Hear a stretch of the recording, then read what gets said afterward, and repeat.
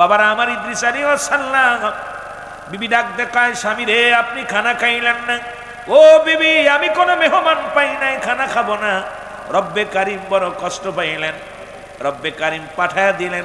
জিবরিল আমিন কয়, জিবরিল রে তাড়াতাড়ি যা, আমার বন্ধু ইদ্রিস সারাদিন অনাহারে আছে, যাও তারে খাবারের ব্যবস্থা করো। কারণ বন্ধুগণ, আল্লাহর প্রিয় বান্দা যখন হয়ে যায় কোনো বান্দা, রব্বে কারিম তার উপরে এত পরিমাণ রহম করে, রব্বে কারিম সব সময়ের জন্য রহমতের ছায়া তার উপরে দান করে। জোরে বলেন না মারহাবা। ইদ্রিস আলাইহিস সালামের কাছে জিবরিল আমিন আসলেন মানুষের সুরত দইরা, সালাম দা, আসসালামু আলাইকুম ও নবী ইদ্রিস। ওয়ালাইকুম আসসালাম। কে গো তুমি?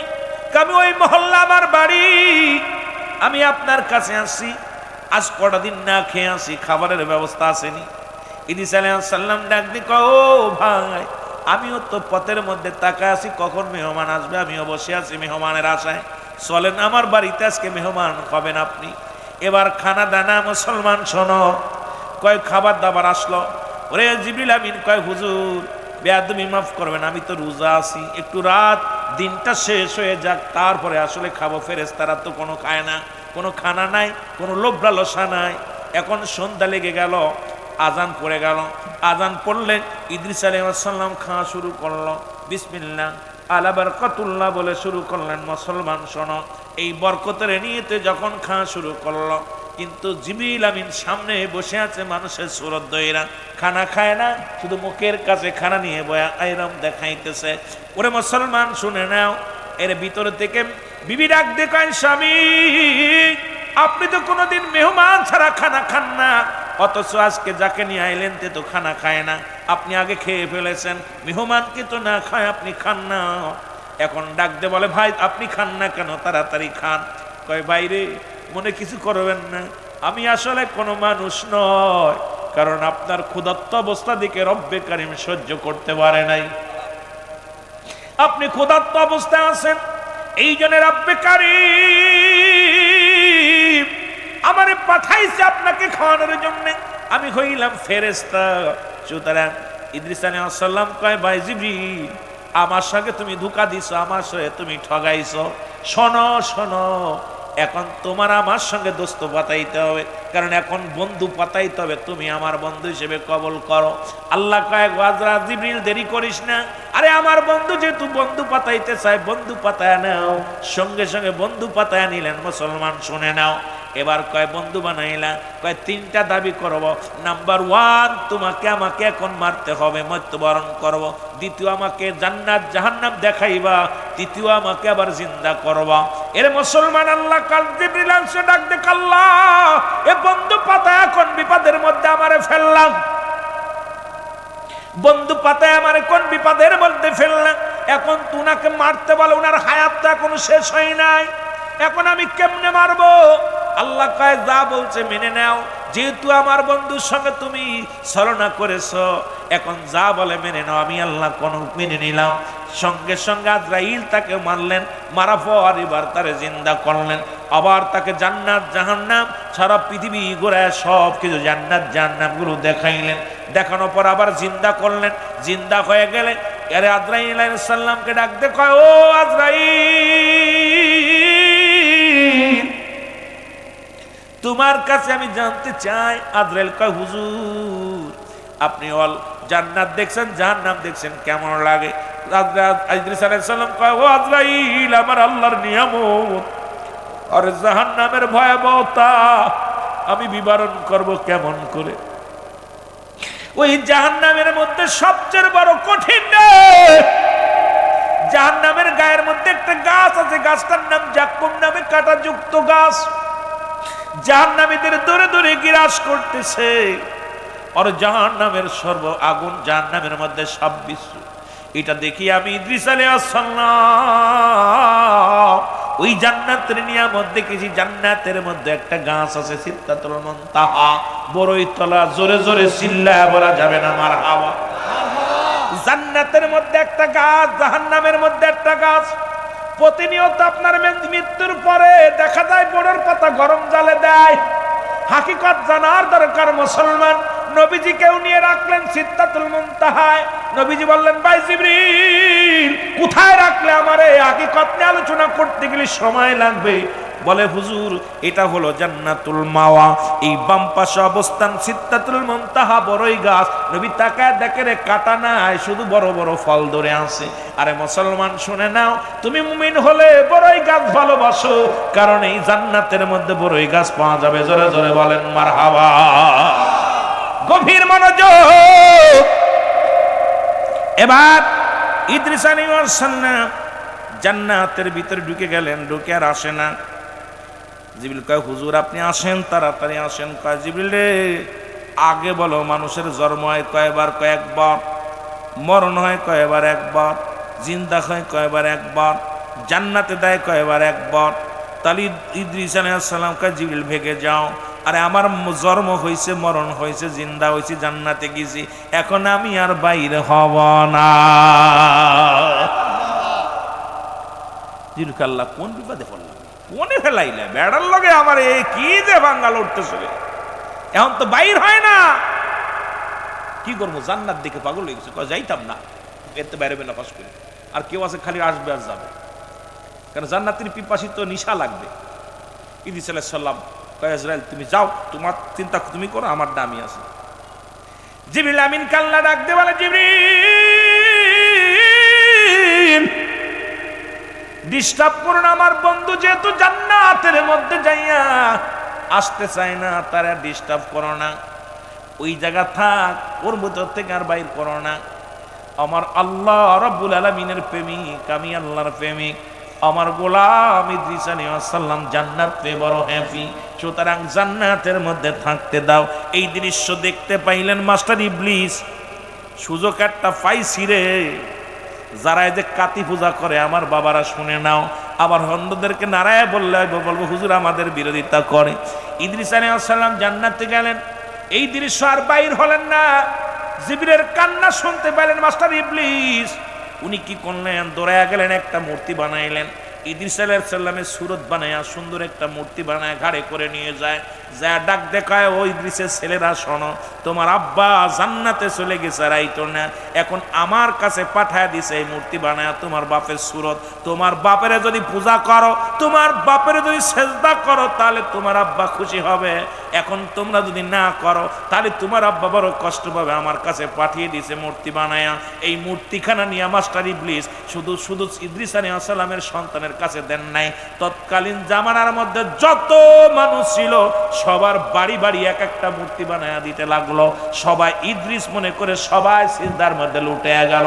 সবাই মুসলমান শোনো, আজকে আমার দেশে কাতি পূজা শুরু করে, ঘাড়ে করে মূর্তি লয়া যায়।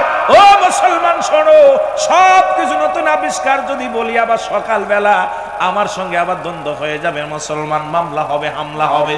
তবে কথাগুলো সত্য করে ক্লিয়ার করে নিয়ে যাও, সত্য জেনে যাও, ক্লিয়ার করে নিয়ে যাও। ইদ্রিস আলাইহিস সালামের ছেলেরা ঈমান নষ্ট করে নাই, কিন্তু কিছু কিছু ওই পথভ্রষ্ট মানুষ আছে, তারা ইদ্রিসকে মনে করে সিজদায় লুটে পড়েন, সঙ্গে সঙ্গে তারা কাফেরদের অন্তর্ভুক্ত হয়ে গেছে। জোরে বলেন ঠিক কিনা? আল্লাহ বলেন, আল্লাহু আহাদ আল্লাহুস সামাদ লাম ইয়ালিদ ওয়া লাম ইউলাদ ওয়া লাম ইয়াকুন লাহু কুফুয়ান আহাদ। আল্লাহ বলে, ডাক দেখাবি,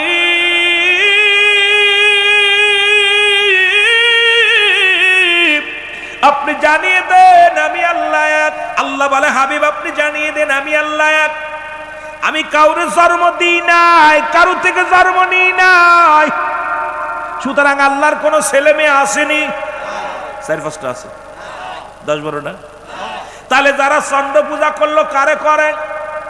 যারা মূর্তি পূজা করে তারা কারে করে? যারা দুনিয়ার মধ্যে মূর্তি পূজা করে, গাছ পূজা করে, দরগা পূজা করে, বাবারা তারে কারে করলো? আরে একমাত্র সিজদার মালিক হলো আমার আল্লাহ। এখন সিজদায় লুটিয়ে পড়ি যারা অন্য মানুষের মুসলমান, আল্লাহ বলে বান্দারে শোনো শোনো শোনো, আমার নবী জানিয়ে দেয়, শুনে নাও শুনে নাও। আল্লাহ কারো জন্ম দেয় নাই, কারো থেকে জন্ম নেয় নাই। আসমান জমিনের মধ্যে আল্লাহর সমকক্ষ পৃথিবীর মধ্যে আর কেউ নাই। আল্লাহ কয় পৃথিবীর মধ্যে সারা পৃথিবী আমার। মুসলমান শোনো, আসমান জমিনের মধ্যে যা কিছু আছে সবই আমার মুখাপেক্ষী, আমি কারোর মুখাপেক্ষী নাই। তাহলে যারা দ্বিতীয় খোদা বানাইল, আল্লাহকে ব্যতীত অন্যকে সেজদা করল, আল্লাহ যারা চন্দ্র পূজা করে এরা মুশরিক, যারা মূর্তি পূজা করে এরা মুশরিক, যারা দেবতা পূজা করে এরা মুশরিক। এখন মুশরিকদের অন্তর্গত আমরা যারা মুসলমান হয়ে গেলাম, ওরাও মুশরিকের মধ্যে কোনো সন্দেহ নাই। জোরে বলেন ঠিক কি না? তোমার আজরাইল আমার সাথে ভালো ব্যবহার করে নাই। আল্লাহ আজরাইল রে তোর নামে অভিযোগ, কারণটা কি? আমার বন্ধুর রুহটা তুই কেমনে বাইর করল না? কয় রব্বে কারীম, আপনার বন্ধুর রুহটা শুধু মাথার মধ্যে হাত বুলিয়েছিলাম, আমি তো কোনো কষ্ট দিই নাই। মায়ের বুকে দুধ খাইতে খাইতে সন্তান যেমনি ঘুমায়া যায় ঠিক সেই রকম তার মৃত্যু দিছি, কোন রকম কষ্ট দিই নাই। আমার আল্লাহ কয় কেন বন্ধু মৃত্যুর যন্ত্রণায় কষ্টের কথা বলল? যাও আমার বন্ধুরে জানায় আসো। আজরাইল আলাইহিস সালাম সালাম দা, আসসালামু আলাইকুম। ইদ্রিস আলাইহিস সালাম ওয়ালাইকুম আসসালাম। বলে আজরাইল রে আগে আমার বলো আমার মৃত্যুটা কেমনে হয়েছে। এবার আজরাইল ডাকতে বলো আল্লাহর নবী, আমি সবার জান কবজ করার জন্য দুনিয়ার মধ্যে আগমন করি না, একমাত্র ইমানদারের জানটা কবজ করার জন্য দুনিয়ার মধ্যে আসে। ও যুবক, দিলের কান্ডা লাগা শোনো, আর আপনার কাছে এসেছি, আপনার রুহটা বাইর করেছি। শুধু যেমন মায়ের বুকে দুধ খাইতে খাইতে সন্তান ঘুমিয়ে যায়, তদ্রূপ আপনার রুহটা বাইর করেছি। ইদ্রিস আলাইহিস সালাম ডাকতে বলে আজরাইল,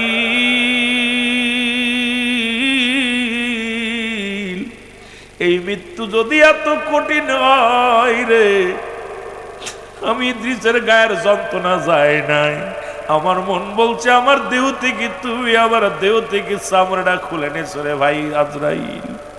আজরাইল রে, এই সহজ মৃত্যুটা যদি এত কঠিন হয় রে, ওই কঠিন মৃত্যুটা কত কঠিন হয়। ও যুবক বন্ধুরা, এর মধ্যে আর বুঝতে আপনাদের বাকি নাই, কারণ এত সহজ মৃত্যু যদি এত কঠিন হয়, যে লোকটা অ্যাক্সিডেন্ট করে মারা যায়, যে লোকটা আগুনে পুড়ে মারা যায়, যে লোকটা পানিতে ডুবে মারা যায়, যে লোকটা দুনিয়ার মধ্যে প্যারালাইসিস স্ট্রোক করে মরে, যে মানুষটার মৃত্যুর সময় চোখ দুটি বড় বড় হয়ে যায়, যে মানুষটা প্রস্রাব পায়খানা করে দেয়, যে মানুষটার জিহ্বা বাইর হয়ে যায়, তাদের মৃত্যুটা কত কঠিন হয় একটু বুঝার দরকার, জানার দরকার। জোরে বলেন ঠিক কিনা? কিন্তু মানুষ যখন মারা যায়, 6টা হক সন্তান, তার বাবা মার প্রতি 6টা হক থাকে। এই হকগুলো যদি আদায় না করে, কিয়ামত পর্যন্ত আমার আল্লাহ তোমার মুসলমান শোনো, তুমি ওই বাবা মারা বাধ্য সন্তান হওয়া সম্ভব হবে না। নাম্বার 1 ভালো করে লেখে নেন, 6টা হক, তার ভিতরে নাম্বার 1, তোমার আব্বা মা যখন মারা যাবে, 1 নম্বরে তাদের জন্য মাগফিরাত কামনা করতে হবে, 2 নম্বর তাদের জন্য সবরেশানি করা লাগবে, 3 নম্বর শরীয়ত মোতাবেক তাদের ওসিয়ত পূরণ করা লাগবে, 4 নম্বর তার আত্মীয় স্বজনের খোঁজ খবর নেওয়া লাগবে, তাদের সুখে শান্তিতে রাখা লাগবে। মুসলমান শোনো 5 নম্বর, মুসলমান শোনো 5 নম্বর, ওই আত্মীয় স্বজন যদি গরিব হয় তাদের সাহায্য সহযোগিতা করা লাগবে। 6 নম্বর হলো পিতা মাতার, আব্বা মার, পৃথিবীর মধ্যে আব্বা মার কবরটা বেশি বেশি করে জিয়ারত করা লাগবে। আমার নবী বলছে এই 6টা হক যদি তুমি আমি আদায় না করি, আপনার আব্বা মা সারা জীবন বাপ মার কাছে দায়ী থাকবেন। এই জন্য আজকে যাদের আব্বা নাই, যাদের মা নাই, বেশি যদিও না পারি তাদের আত্মীয় স্বজন যারা আছে খোঁজ খবর নিবেন, তাদের আত্মীয় স্বজনের সঙ্গে ভালো ব্যবহার করবেন। মায়ের আত্মীয়, বাবার আত্মীয়, আমার দেশে এখন দেখা যায় বাবা মারা গেলে বাবার ভাবার ভাই বাতি যারা থাকে তাদের আর চিনি না। চাচা কত কষ্ট থাকে, বাতি যারা কত কষ্ট থাকে, এগুলো আমরা খবর নিই না। মা মারা গেলে মার ভাইরা যারা আছে তাদের খোঁজ খবর নিই না, বোনেদের খবর নিই না। এই হক যদি আদায় না করে মুসলমান, তুমি পরিপূর্ণ মুমিন হইয়া বান্দার হকটা নষ্ট করে গেলা। কারণ এই বান্দার হক নষ্ট করার কারণে রব্বে কারিমের দরবারে জবাব দেওয়া লাগবে। এই জন্য আমি আপনাদেরকে বারবার বলবো, মায়ের আত্মীয় যারা আছে তাদের সঙ্গে যোগাযোগ করবেন, যদিও কিছু না পারেন খোঁজ খবর নিবেন। বাবার আত্মীয় স্বজন যারা আছে তাদের সঙ্গে যোগাযোগ করবেন। প্রতিনিয়ত যদি নাও পারেন সপ্তাহে একদিন বাপমার কবরটা জিয়ারত করবেন। রাসূল প্রথম জীবনে বলছে তোমরা বেশি বেশি, প্রথম জীবনে নবী বারণ করেছে তোমরা কবর জিয়ারত করো না, মাজার জিয়ারত করো না, কারণ মানুষ ওই মাজার পূজারি হয়ে যাবে। শেষ জীবনে নবীজি তাগিদ দিছে তোমরা বেশি বেশি করে কবর জিয়ারত করো, মাজার জিয়ারত করো। দুনিয়ার মুসলমান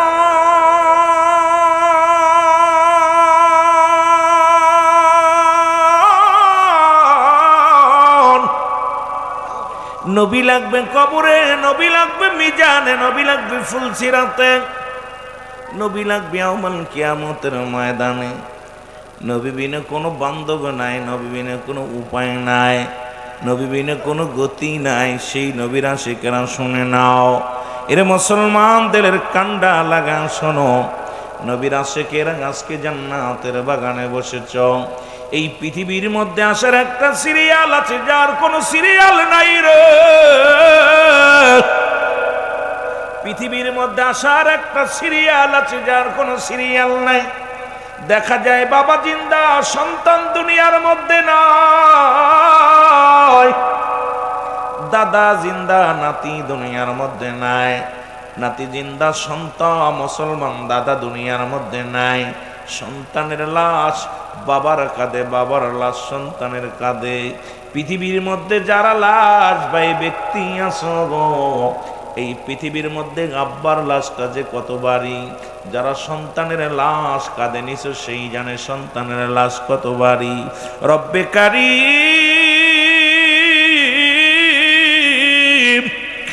ও রব্বে কারীম, কখন যেন কার ডাক এসে যায় রে, কখন যেন দুনিয়ার মায়াসিরি চলে যায়। আল্লাহ আজকের এই মাহফিল থেকে আমাদের মাসুমের মাসুম বানায়া দিও। বান্দা যখন রিয়াজুল জান্নাহ বেহেশতের বাগানে উদ্দেশ্যে রওনা দিছে, মুসলমান শুনে নাও, এই দরগাতলা ঈদগাহ ময়দানের দিকে যখন বাড়ি থেকে রওনা দিছে, প্রতিটা কদমে কদমে আমার রব্বে কারীম বান্দার জীবনের সগীরা গুনাহ গো, জীবনে যত সগীরা গুনাহ করেছে সমস্ত জোরে বলা যাবে না মারহাবা। বান্দা শুধু আপনি আমি বাড়ি থেকে রওনা দিলাম, আল্লাহ ওই কোথায় যাব? ওই লক্ষ্মীর সর দরগা তলার জমিনে যাব। জান্নাতের বাগানের দিকে এখন রওনা হয়ে গেছেন। প্রতিটা কদমে কদমে আমার আল্লাহ সগীরা গুনাহ মাফ করে দিছে। ও মুসলমান, আমরা শুধু সগীরা গুনাহ করি নাই গো, পদে পদে করছি কবিরা গুনাহ। কবি দেবনে মুসলমান শুনে নাও, আমরা জীবন ভরে শুধু সগীরা গুনাহ করি নাই, পদে পদে করছি কবিরা গুনাহ। নামাজ ছেড়ে দিয়া কবিরা গুনাহ, মিথ্যা বলা কবিরা গুনাহ। মুসলমান দিলের কান্ডা লাগা শোনো, শুধু সগীরা কবিরা গুনাহগুলো করলাম। ওরে মুসলমান শুনে না, বেগানা নারীর সঙ্গে দেখা দিয়া কবিরা গুনাহ গো, বেগানা পুরুষের সঙ্গে দেখা দিয়া কবিরা গুনাহ। এই ওয়াজ যদি বাংলাদেশে করি, নামাজও যেমন ফরজ, পর্দাও তেমনি ফরজ। এখন পর্দার বিধান বাংলাদেশে নাই। বেগানা নারীর সঙ্গে তোমরা ঘোরাঘুরি করবা, যাদের সঙ্গে দেখা দিয়া যায় তাদের সঙ্গে বিয়ে করা হারাম, যাদের সঙ্গে দেখা দিয়া হারাম তাদের সঙ্গে বিয়ে করা যায়। এখন এই ওয়াজ শরীয়তের বিধান অনুযায়ী যদি আলোচনা করি, আমার দেশে অনেক আলেম কষ্ট পায়, অনেক আলেমের চাকরি থাকে না। আজকে বেগানা নারী নিয়ে অফিসে বইয়া অফিস আদালত করো, বেগানা নারী নিয়ে স্কুল কলেজে চাকরি করো। যদি ইসলামের বিধান তুমি নিয়ম মতো মানো, কোরআনের বিধান যদি মানো, কারণ বিধান না মানলেই তোমার ঈমান চলে যাবে। শরীয়তের দৃষ্টিতে কোনো ব্যক্তি হারামকে যদি হালাল কয়, সঙ্গে সঙ্গে সে কাফের হয়ে যাবে, বেঈমান হয়ে যাবে। জোরে জোরে চিল্লায়া বলা যাবে না আল্লাহু আকবার। হারামকে হালাল বলার কোনো এখতিয়ার পৃথিবীতে বলেন ঠিক কি না? হারাম তো হারামি, হারাম তো হারামি, হালাল তো হালাল। আমার বন্ধুগণ, আমার এত গুনাহ করলে গুনাহগুলো মাফের দরকার আছে কি না? কিয়ামত পর্যন্ত কোন নবী আইব না গো, কিয়ামত পর্যন্ত নবীদের দরজা বন্ধ হয়ে গেছে, কিয়ামত পর্যন্ত আর কোন নবী আইব না। আমার বাবারা দিলের কান্ডা লাগা শুনে নাও, কিন্তু তওবার দরজা খোলা থাকবে কিয়ামত পর্যন্ত। আল্লামা কুতুবী রাহমাতুল্লাহ বয়ান করো, মুসলমান শোনো, ও যুবক বন্ধুরা শুনে নাও, আজকে যুব সমাজের উদ্যোগী মাহফিল খানা, যুবক বাবারা দিলের কান্ডা লাগায় শুনে নাও, কারণ যুবকদের জান্নাতের সরদার হবে আল হাসান আল হুসাইন, মাদের জান্নাতের সরদার হবে খাতুনে জান্নাত মা ফাতেমাতুজ জাহরা, আর তামাম পৃথিবীর কুল কায়নাতের জান্নাতের সরদার হবে রাহমাতাল লিল আলামিন। জোরে জোরে বলো মারহাবা। আল্লামা কুতুবী রাহমাতুল্লাহ বয়ান করে, বান্দা এত গুনাহ করছো, আসমান থেকে জমিন পর্যন্ত গুনাহ করেছো গো, যদি কোন বান্দা কবরের ভয়, জাহান্নামের ভয়, বান্দার ভিতরে মরণের ভয় ঢুকে যায়, ওই বান্দা যখন খাস তওবা করে আল্লাহ বলে ডাক দেয়, আমার আল্লাহ রব্বুল আলামিন বান্দার জীবনের সব গুনাহ মাফ করে দেয়। জোরে বলেন মারহাবা। এখন 7টা বছর মাহফিল হলো, এর 6 বছর পার হয়ে গেল, 7ম বাৎসরিক মাহফিল। এরপরও যদি গুনার বোঝা নিয়ে কোনো ব্যক্তি কবরে যায়, আমি মনে করি কপাল মন্দ। ওরে মুসলমান, 6টা বছর জান্নাতের বাগানে আসলা, সগীরা গুনাহ মাফ, এখানে বসে কবিরা গুনাহ মাফের একটা সুযোগ আসলো। কারণ মদিনার মাটি, বাংলাদেশের মাটি, মদিনার মাটি গায়ে লাগলে গুনাহ ঝরে যায়। মদিনা শরীফের পাথরের মধ্যে চুমা দিলে জীবনের গুনাহগুলো ঝরে যায় গো। বাংলাদেশের পাথরের মধ্যে চুমা দিলে প্রস্রাবের গন্ধ পাওয়া যায়। বাংলাদেশের মাটি গায়ে লাগলে চুলকানি রোগ হয়। ওরে মাটিতে বস্ক মাসে আজকে এই ময়দানটা, ও যুবক, আজকে দরগা তলার ময়দানটা রিয়াজুল জান্নাহ বেহেশতের বাগান। আগে হলো বেহেশত, তারপরে হলো বাগান। আর এই জান্নাতের বাগানের দাম হলো কোরআনের খাতিরে, জান্নাতের বাগানের দাম হলো আপনাদের খাতিরে, জান্নাতের বাগানের দাম হলো মুসলমান হাদিসের খাতিরে। সুতরাং এই জান্নাত আগে হলো জান্নাত। এই দুনিয়ার মধ্যে আপেল গাছ, আঙ্গুর গাছ, বেদেনা গাছ, ফলের গুণে গাছের পরিচয়। রিয়াজুল জান্নাহ বেহেশতের বাগান, আগে বেহেশত, তারপরে হলো বাগান। আর এই জান্নাতের বাগানে বসেও যদি গুনাহ নিয়ে বাড়ি যায়, আমি মনে করি ওটার কপাল খারাপ। জোরে বলেন ঠিক কিনা? আমার মুসলমান বাবারা, আমার 2টা টাইমে মরণ হয়, একটা হলো রাতের বেলা, একটা হলো দিনের বেলা। ও মুসলমান শোনো, দিন শুরু করেছে আমার আল্লাহ নামাজ দেয়া, রাতও শুরু করেছে আমার আল্লাহ নামাজ দেয়া। আমার আজকের প্রধান অতিথি যদিও সাধারণ মানুষ হইল, একজন ব্যবসায়ী মানুষ, নামাজের কথা গুরুত্ব দিয়া বলছেন, মুসলমান রাসূল বললেন, কোন ব্যক্তি যদি 5 ওয়াক্ত নামাজ সময় মতো আদায় করতে পারে, আল্লাহ নবী ওয়াদা করেছে তারে হাত ধরে জান্নাতে নিয়ে যাবে। জোরে বলেন মারহাবা। এখন নবীরে ভালোবাসেন কে কে? একটু হাত তোলেন, মারহাবা বলেন না। অনেকে হাত উঠে নাই ভালো মতো, জোরে। এর রাসূলকে যদি ভালোবাসো, নবীর উম্মত বলে দাবি করলে নামাজ ছাড়তে পারবা না। নবীর উম্মত বলে দাবি করলে দাড়ির মধ্যে খুর দিতে পারবা না। নবীর উম্মত বলে দাবি করলে জিনা করতে পারবা না। নবীর উম্মত বলে দাবি করলে সুদ ঘুষ খাইতে পারবা না। নবীর উম্মত বলে দাবি করলে বেপরদায় চলতে পারবা না। নবীর উম্মত বলে দাবি করলে দুনিয়ার মধ্যে অন্যায় করতে পারবা না।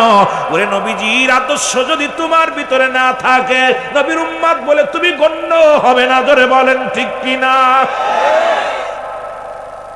আমার আল্লাহ রব্বুল আলামিন ভালোবাসলেন নামাজের প্রতিকার, নবী ভালোবাসেন নামাজ। নবীজি রাসূলে পাক সাল্লাল্লাহু আলাইহি ওয়াসাল্লামের কাছে 4টা জিনিস প্রিয় ছিল, তার ভিতরে 1 নাম্বার হলো নামাজ। কারণ আল্লাহ দিন শুরু করেছে এই জন্য নামাজ দিয়া, রাতও শুরু করেছে নামাজ দিয়া। রহমতের নবী রাহমাতাল লিল আলামিনের কাছে এই জন্য এক নাম্বার প্রিয় হলো নামাজ। ও যুবকেরা শুনে নাও, ফজর সূরা দিনের শুরু হলো ফজর। বান্দারে 2 রাকাত সুন্নাত নামাজ তুমি আদায় করলা, তুমি নবীরে ভালোবাসো, নবীর হুকুম তুমি পালন করলা, তুমি সঙ্গে সঙ্গে নবীর প্রেমিক হয়ে গেলা। এইবার আল্লাহর হুকুম, যেহেতু তুমি আল্লাহর বান্দা, নবীর উম্মত হইয়া দুনিয়ার মধ্যে দাবি যদি করতে হয়, যারা ফজরের সালাত কাজা দিলা, তুমি কেমনে নবীর উম্মত বলে দাবি করবা? ফজরের সালাত তুমি আদায় করলে না, আবার আল্লাহর গোলাম বলে তুমি কেমনে দাবি করবা? এবার 2 রাকাত ফরজ নামাজ তুমি আদায় করলা, সঙ্গে সঙ্গে তুমি হয়ে গেলে আমার আল্লাহর গোলাম। এখন দিনের মধ্যে যদি তোমার মরণ হয়, তোমার মরণটা হবে আমার আল্লাহর গোলাম নবীর প্রেমিক। দল ক্ষমতায় গেলে দল করলেই বাঁচা যায়, ঠিক কিনা? কথা কয় না? দল যখন আমলিগ যখন ক্ষমতায় ছিল, আমলিগের কত নেতা অন্যায় করা পরও তারা কি পেয়েছে? মুসলমান রক্ষা পেয়েছে। আবার যে দল ক্ষমতা আসবে, দল করার কারণে নেতা কর্মীরা তারে আগলে রাখে, বগলে আগলে রাখে। তদ্রূপ নবীজির ভালোবাসা, আল্লাহর গোলামি করলে আমার রব্বে কারিম গোলাম বলে ডাক দিবে, নবী উম্মত বলে ডাক দিবে। হাসরের ময়দানে উম্মতের ভয় নাই, ভয় নাই। সেই নবীজির পথে, আল্লাহর পথে চলার দরকার আছে কি না? ও মুসলমান, দিন শেষ করেছে, দিনের মধ্যে মরণ হয় নাই গো। এবার মুসলমান দিন শেষ করলা, কত অক্সিজেন গ্রহণ করলা, কত বালির মধ্যে হাঁটলা, কত না আলো বাতাস তুমি গ্রহণ করলা। এগুলো দান কার? আরো জোরে বলেন কার? পানি খাইলা, খাদ্য খাবার খাইলা, জমিনের মধ্যে বিচরণ করলা, সবকিছু আমার রব্বে কারিমের দান। ও বান্দা শুনে নাও, এবার তুমি কি করো? মাগরিবের রাত শুরু করেছো, রাতের শুরু হলো বান্দা মাগরিব। এই জন্য শুরুতেই, রাতের শুরু থেকেই হলো মুসলমান আল্লাহর হুকুম। এবার 3 রাকাত ফরজ নামাজ তুমি আদায় করলা, সঙ্গে সঙ্গে তুমি হয়ে গেলে আমার আল্লাহর গোলাম। এবার বান্দা 2 রাকাত সুন্নাত নামাজ তুমি আদায় করলা, সঙ্গে সঙ্গে হয়ে গেলা তুমি আল্লাহ নবীর প্রেমিক। এখন নবীর প্রেমিক আল্লাহর গোলাম যদি মরণ হয়ে যায় গো, এই দুনিয়ার মধ্যে কোনো ভয় নাই, কোনো ভয় নাই রে। কবরে ভয় নাই, মিজানে ভয় নাই, ফুলসিরাতে ভয় নাই। এই মুমিনদের জন্য আল্লাহ রেখে দিলেন দাতুনিল মুমিনিন।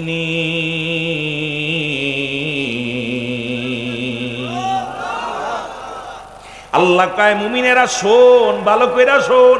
ও মুমিন, আল্লাহর গোলামেরা শোনো গো, এই গোলামদের জন্য আমি আল্লাহ রেখে দিলাম 8টা জান্নাত। কয়টা জান্নাত? কিটা কিটা যাবেন একটু হাত তোলেন দেখি, মারহাবা বলেন না। বালা জায়গা সবাই যেতে চাই, জোরে কোন ঠিক কিনা? এখন গুয়ে মাছির মতো হইলে কি চলবো? গুয়ে মাছি দেখবেন মিষ্টির পরও বসে, পায়খানার পরও বসে। এখন গুয়ে মাছির মতো হয়ে গেছি আমরা। আল্লাহ কুমিনান নাস, মানুষের মধ্যে মাকুলু, তারা বলবে আমান্না, তার ঈমান আনছে বিল্লাহি, আল্লাহর প্রতি, অবিল মিলান আখিরাতের প্রতি বিশ্বাস স্থাপন করছে। ওমা হুম বিমুমিনিন।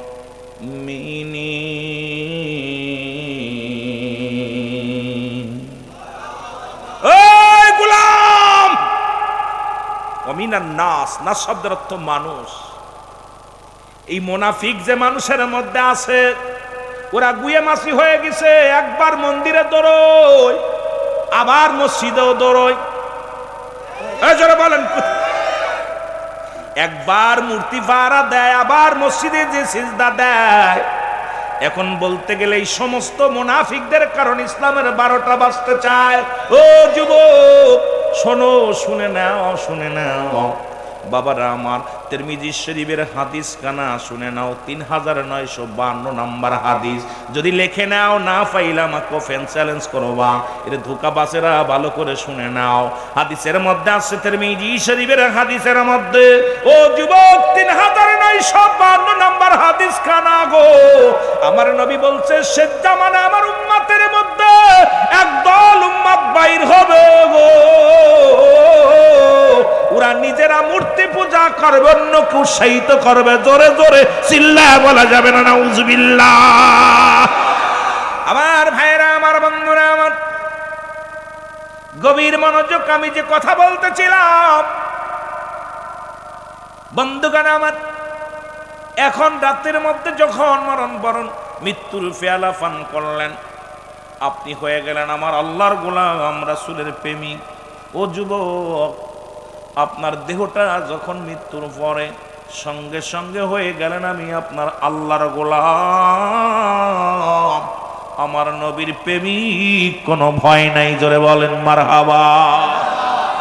এ বন্ধুগণ আমার, পৃথিবীর মধ্যে তিনটা বিপদ।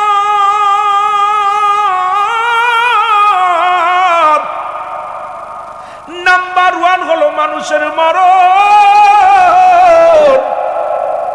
2 নাম্বার বিপদ হলো কবর, 3 নাম্বার বিপদ হলো কিয়ামতের ময়দান। একটার পর একটা বিপদ গো। ও যুবক বন্ধুরা, দিলের কান্ডা লাগায় শুনে, 1 নম্বর বিপদ হলো মানুষের মরণ। এই মরণের পেয়ালা পান করতে হবে, এর মধ্যে কোনো সন্দেহ নাই। আদম নবী থেকে শুরু করে আখির নবী রাহমাতুল লিল আলামিন পর্যন্ত নবীদের দরজা বন্ধ, এখন বেলায়েতের দরজা শুরু হয়ে গেছে। এই বেলায়েতের দরজা পর্যন্ত যত কামেল মুকাম্মেল আছে সবাই দুনিয়ার মায়া ছেড়ে চলে গেছে। আমারও কোন দিন যেন ডাক এসে যায়, মরণের পেয়ালা পান করব। ও যুবক, আজ পর্যন্ত কোন ডাক্তার কবিরাজ মরণ রোগের ওষুধ বাইর করতে পারে নাই। ধরে বলেন ঠিক কিনা? 1 নাম্বার বিপদ হলো মানুষের মরণ। এই মরণের কথা বলতে গেলে বড় কষ্ট হয়। আল্লামা মুফতি আমজাদ আলী সাহেব একটা কিতাব লিখলেন, কিতাবের নাম বারে শরীয়হ।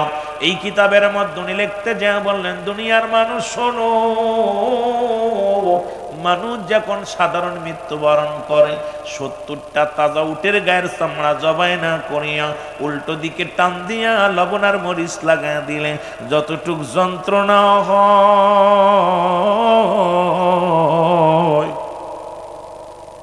এর চাইতে 70 গুণ যন্ত্রণা হলো একটা সাধারণ মৃত্যু। এখন আমরা যারা মরণকালে পায়খানা করে দিই রে, যারা গোসল করায় মায়েদের, তারাই জানে রে যুবক, মরণের সময় পায়খানা করে দেয়, মরণের সময় প্রস্রাব করে দেয়, মরণের সময় মুসলমান শুনে নাও, মরণের সময় অনেকের চোখ দুটি বড় বড় হয়ে যায়, মরণের সময় অনেকের জিহ্বাটা বাইর হয়ে যায়। তাদের মরণটা কত কঠিন হয় আল্লাহ, তাদের মরণটা কত কঠিন হয়। এ বন্ধুগণ আমার, অথচ মুমিনের মৃত্যু হয় আটা গুলায়া খামির বানায়া, এর ভিতরে যদি একটা চুল পরে চুলটা টান দিয়ে বাইর করলেন যেমন অনাসি বাইর হয়ে যায়, ঈমানদারের মৃত্যুটা তেমনি হয়। আরে বাবারা আমার, ওরে আজরাইল যখন জানটা কবজ করবে, কত মানুষের আপনারা গোসল করাইলেন, দাফন করাইছেন, কত মায়েতকে দেখিয়া মানুষ ভয় পেয়ে গেছে, এক টঙ্গ পড়ে গেছে, চোখ দুটি বড় বড় হয়ে গেছে, পায়খানা প্রস্রাব পর্যন্ত করে দিছে। আল্লাহ, তুমি আমাদের মরণটা সহজ করে দিও। জোরে জোরে চিল্লায় বলা যাবেন আল্লাহু আকবার। আমার মরণ আসিবে কখন কেউ তো জানি না, আমার মরণ এই আমি চলে যাব, আমায় তোমরা ভুইলা যাও না, আমি চলে যাব, আমার মরণ আসিবে কখন কেউ তো জানি না, আমার মরণ। টাকা পয়সা দালান কোটা যাহা করেছি, সব কিছু ফেলাইয়া আজি একাই চলেছি রে, আমি সব কিছু ফেলাইয়া আজি। আমি যাবার বেলায় ভেবে দেখি আমার কেহ নাই, আমি যাবার কালে ভেবে নাই আমার মরণ আসিবে কখন কেউ তো জানি না, আমার মরণ। এই পৃথিবী চিরদিনই থাকার জায়গা নয়, অন্ধকার কবর যে তোমার আসল ঠিকানা রে মানুষ, অন্ধকার কবর যে তোমার। এ আমি চলে যাব, এ আমায় তোমরা ভুইলা যাইও না, আমি চলে যাব না, আমার মরণ আসিবে কখন কেউ তো জানি না, আমার মরণ। এ দুনিয়ার মুসলমান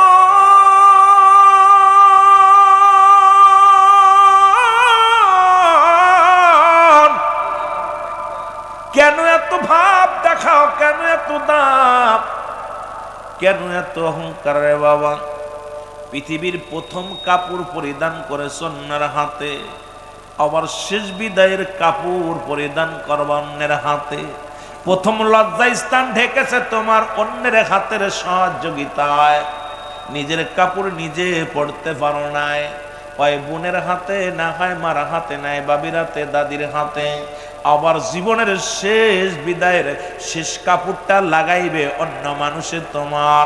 এরে মুসলমান, একবার যদি কোনো মানুষ এই চিন্তা করে যে জীবনের প্রথম কাপড় পরেছি আমি অন্যের হাতে গো, আবার শেষ বিদায়ের কাপড় আমার পড়তে হবে অন্যের হাতে, এই মানুষটা কোনোদিন পরের বিরুদ্ধে মামলা দিতে পারে না, এই মানুষটা কোনোদিন কোনো ভাইকে কষ্ট দিতে পারে না, এই মানুষটা কোনোদিন কোনো ভাইয়ের সম্পদ নষ্ট করতে পারে না, এই মানুষটা পৃথিবীর মধ্যে ভাই বোনের সম্পদ নষ্ট করতে পারে না।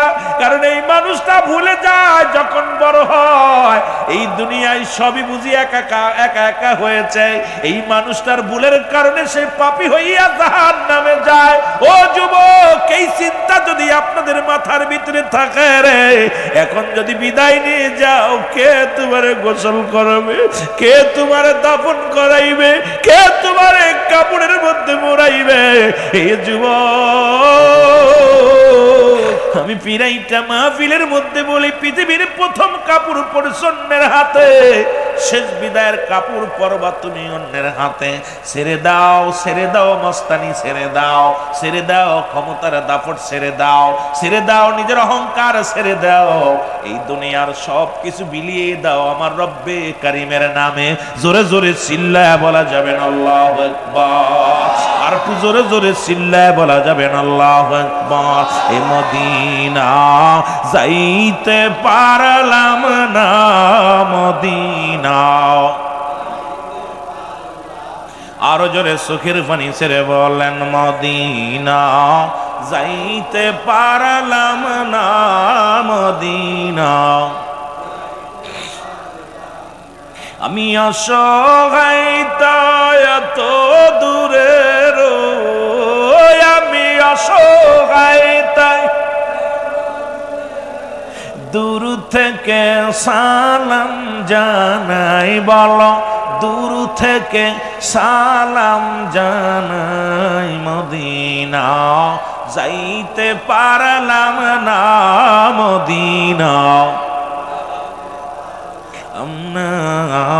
মদিনা যাইতে পারলাম না, মদিনা। মদিনার নাম কত মধু,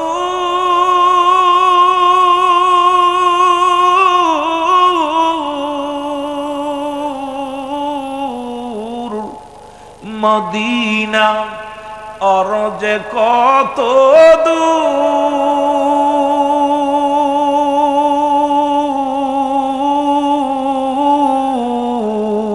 ওই মদিনার পথের ধুলি, ওই মদিনার মাখতে পারলাম না, মদিনা মারহাবা মুখস্থ করেন না। মদিনা দেখতে পারলাম না, মদিনা আমি অসহায় তাই এত দূরের, আমি অসহায় তাই শুধুই সালাম জানাই, বলো শুধুই সালাম জানাই মদিনা না, মদিনা দেখতে পারলাম না, মদিনা মদিনার নাম কত সুন্দর,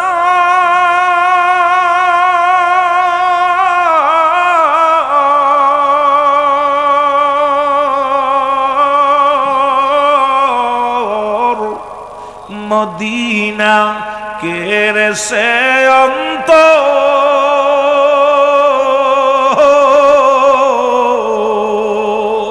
ওই মদিনার পথের ধুলি, ওই মদিনার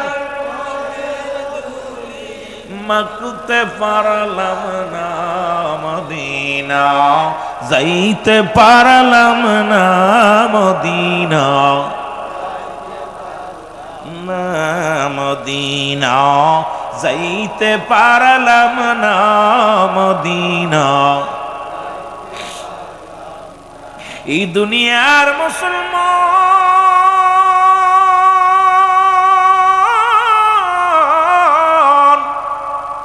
যে কথাগুলো বলতেছিলাম, ও যুবক, আমার যুবক বন্ধুরা শুনে নাও, এত কঠিন মৃত্যু যদি সাধারণ মৃত্যু হয়, ওরে আজরাইল এত বড় দানব, তামাম পৃথিবীর পানি যদি তার মাথায় ঢেলে দেওয়া হয়, ও যুবক বন্ধুরা, আসমানে থাকে মাথা, জমিনে থাকে পা, ওরে তামাম পৃথিবীর পানিগুলো যদি মাথায় ঢেলে দেওয়া হয়, একটু পানি জমিনের মধ্যে গড়ায় পড়বে না।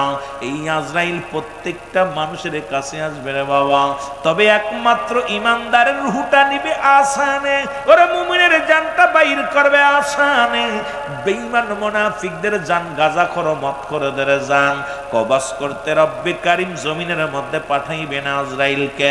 আসমান থেকে এমন একটা হুক্কার মারাবে রে বাবা, এক নজর দেখিয়া এমন ভয় পাবে রে, এ যুবক কই পৃথিবীর মধ্যে জানটা তো জোরে সিনে নিবে রে, কান্দে রক্ত বাইর হয়ে যাবে, নাকতে রক্ত বাইর হয়ে যাইব রে, এত কষ্ট দিবে রে, পায়খানা প্রস্রাবের রাস্তা দিয়ে ময়লা বাইর হয়ে যাবে। এই মৃত্যুর পেয়াল আমাদের পান করতে হবে যুবক। এই জন্য আমি পিরাইটা মাহফিলের মধ্যে আলোচনার মধ্যে বলি, আল্লাহ কয় কুল্লু মান আলাইহা ফান, আল্লাহ কয় বান্দারে এই জমিনটা আমি রাখবো না, আজকে জমিনের জন্য তোমরা পাগল, কত মানুষকে ফাঁকি দাও, কত মানুষকে ঠগাও, কত মানুষ সুদ ঘুষ খাও, কত মানুষ কত জমি ফাঁকি দিলা, আইরে বোনের সম্পদ ফাঁকি দিলা, ভাইয়ের সম্পদ ফাঁকি দিলা, এর দুনিয়ার যুবকেরা কত বাবা তার মেয়ের সম্পদ ফাঁকি দিয়া সন্তানের লেখা দিছ, শুনে নাও শুনে নাও, দেলের কান্ডা লাগা শোনো, আল্লাহ কয় বান্দার এই জমিনটা আমি রাখবো না, এই জমিনটা আমি চূর্ণ বিচ্ছিন্ন করে দিব, এই জমিনের মাটিগুলো সব পুরায়া তামা বানায়া দিব, এই যে বালু একটা বালু থাকবে না, এই যে বালুর জমিনের মধ্যে পারি আস না, আল্লাহ কয় জমিনের মাটিগুলো পুড়ে হবে তামা, এই জমিনের মধ্যে যত পানি আছে সব পানিগুলো পুড়ে হবে ছাই। ও বাবারা নিশ্চিন্তালের মানুষগুলো শোনো, এ যুবকেরা শোনো, চরাঞ্চলের মানুষেরা শোনো, এ লক্ষ্মীচরের বাবারা তেলের কান্ডা লাগে শোনো গো, রব্বে কারীম কয় জমিনের মধ্যে যত পানি আছে সব পানিগুলো পুড়ে ছাই হয়ে যাবে, যেদিন কিচ্ছু বলতে কিচ্ছু থাকবে না, সেদিন থাকবে শুধু আমার আল্লাহ, গোলামি করব কার, আর একটু জোরে বলেন আইন মানব কার, বিধান মানব কার, জমিনটা কার, আমি আপনি কার? এর সব কিছু যে রব্বে কারিমের ঘোষণা, আমার ঘোষণা নাই। কুল্লু মান আলাইহা ফান, সব শেষ করে দিবে কে? গত পরশুদিনকে একটা ঝাঁকি আল্লাহ মারছে, ঢাকার জমিনে 13 জন শাহাদতের পেয়ালা পান করেছ গো। শত শত মানুষগুলো অসুস্থ হয়ে গেছে। ওরে শিরায় 1000-এর উপরে মুসলমান, শুনে নাও, 1300-1400 মানুষ তারা মুসলমান এই পৃথিবীর মধ্যে আহত হয়েছে। ঢাকার শহরেই 13 জন নিহত হয়েছে। বড় বিল্ডিং গুলো 10 তলা 12 তলা বিল্ডিং গুলো নাসায় ফেলছে আমার আল্লাহ। এই একটা বিল্ডিং এর সঙ্গে আর একটা বিল্ডিং বাড়ি খাইয়া কয়েকটা জমিনের মধ্যে, ঢাকার জমিনের মধ্যে কয়েকটা রাস্তা, এই জমিনের মধ্যে মরুভূমি বানায় দিছে। এই ক্ষমতা আমার আল্লাহ সেকেন্ডের মধ্যে, মাত্র 2 মিনিটের মধ্যে, 2-3 সেকেন্ডের মধ্যে অল পৃথিবী, অল বাংলাদেশ আমার আল্লাহ একটা ঝাঁকুনি দেশে রে। তাহলে যেদিন কিয়ামত সংঘটিত হবে, রব্বে কারিম কেমন ঝাঁকি মারবে। এই মানুষগুলো মুসলমান দেখি শ্রমিকেরা, ওই শ্রমিকেরা 3 তলা 10 তলা থেকে লাফিয়ে লাফিয়ে পড়েছে বাঁচার জন্য। এর মুসলমান গার্মেন্টসের শ্রমিকেরা এমন চোখের পানি, জানলা ভেঙে দরজা ভেঙে লাফ দিয়ে নাই নিচেই পড়েছে, কারণ এই মরণের ভয়। ও যুবক, যতই তুমি ফালিয়ে পড়ো, আমার আজরাইল যখন আমার আল্লাহ পাঠিয়ে দিবে, এই জমিনের মধ্যে একটা সেকেন্ড থাকা সম্ভব নয়। এর ঘন ঘন ভূমিকম্প হয়। এত জিনা ব্যভিচার বাংলাদেশে বাড়ছে, ঈমান নষ্ট হয়ে গেছে ঈমানচোর মৌলবীদের কারণে, আমার নবীর দুশমনীদের জন্য।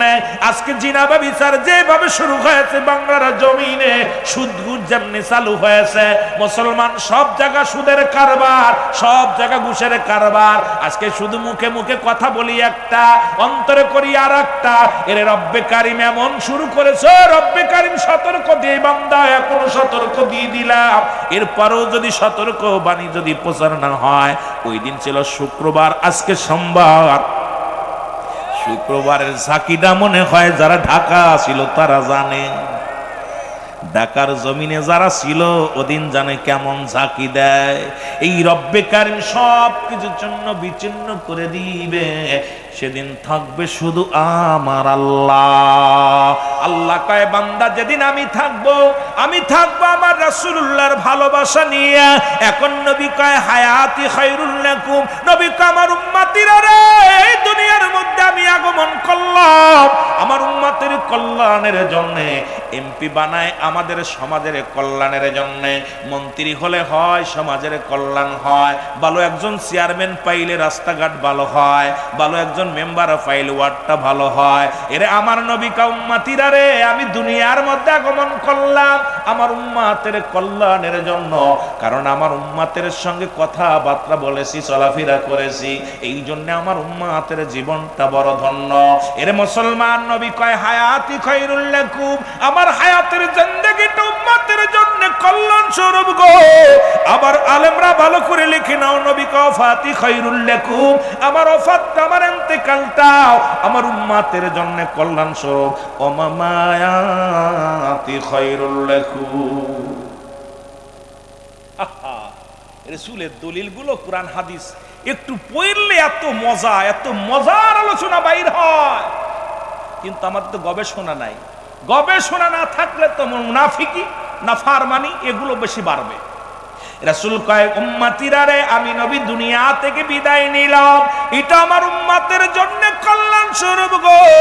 পৃথিবীর মধ্যে কোন উম্মত যদি ভালো কর্ম করে, ওয়াফাতি খায়রুল লাকুম, নবীর ওয়াফাত, ওমা মায়াতি খায়রুল লাকুম, নবী আমার ওয়াফাতটা উম্মতের জন্য মঙ্গল স্বরূপ। কারণ এই পৃথিবীর মধ্যে থেকে বিদায়টা হলো আমার উম্মতের কারণে। পৃথিবীর মধ্যে কোন উম্মত যদি ভালো কর্ম করে, আমি নবী আমার উম্মতের জন্য প্রশংসা করি। আবার যদি কোনো উম্মত গুনাহের কাজ করে, সঙ্গে সঙ্গে আমি নবী তার জন্য ইস্তেগফার করি, মাফ চাই। অন্যায় করে ছেলে মাফ চায়, মুসলমান বাবা ভুল করলে বাবা মাফ চায় মানুষের কাছে যাইয়া, অন্যায় করে গ্রামের ছেলে মাফ চায় চেয়ারম্যান মেম্বার যাইয়া। এমন নবীর উম্মত হইলাম, ভুল করি আমি, ক্ষমা চাই আমার নবী। এই নবীর পক্ষে থাকার দরকার আছে কি না?